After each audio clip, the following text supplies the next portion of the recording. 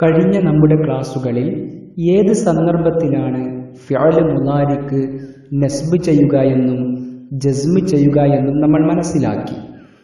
ഇൻഷാ അല്ലാഹ് ഇന്നത്തെ നമ്മുടെ ക്ലാസ്സിൽ മുളാരി ആയ ഫിഅലുകൾക്ക് റഫ് ചെയ്യുന്നതിനെ കുറിച്ചാണ് നമ്മൾ പഠിക്കുന്നത്. താഴെ ഞാൻ ചില ഉദാഹരണങ്ങൾ നൽകുന്നു, നിങ്ങൾ കൃത്യമായി ശ്രദ്ധിക്കുമല്ലോ.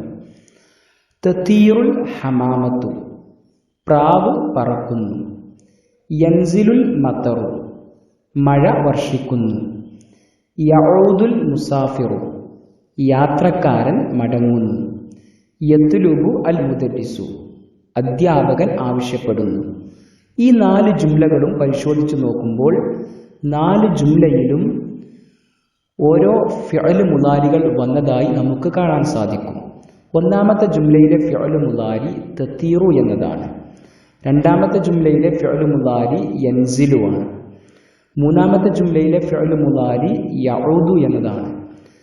അതുപോലെ തന്നെ നാലാമത്തെ ജുംലയിലെ ഫിഅൽ മുളാരി യത്ലുബു എന്നതാണ്.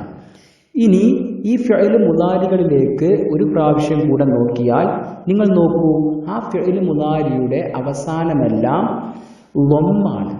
അതായത് അതിന് റഫ് ചെയ്തിരിക്കുന്നു. റഫിന്റെ അടയാളമാണ് ലൊമ്മ് എന്നുള്ളത്. തതീറു, യൻസിലു, യഊദു, യത്ലുബു. എന്തുകൊണ്ടാണ് ഫിഅൽ മുളാരിക്ക് റഫ് ചെയ്യപ്പെട്ടത്? അതിന്റെ കാരണം ഫിഅൽ മുളാരിക്ക് നസ്ബ് ചെയ്യാൻ കാരണമാകുന്ന പദങ്ങൾ അഥവാ അൻ, ലൻ, ഇദൻ, കൈ.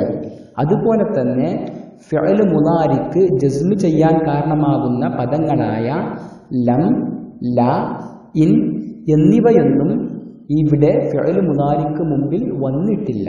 അതുകൊണ്ടാണ് ഫിഅൽ മുളാരിക്ക് ഇവിടെ റഫ് ചെയ്യപ്പെടുന്നത്. അപ്പോൾ എപ്പോഴാണ് ഫിഅൽ മുളാരിക്ക് റഫ് ചെയ്യപ്പെടുന്നത്?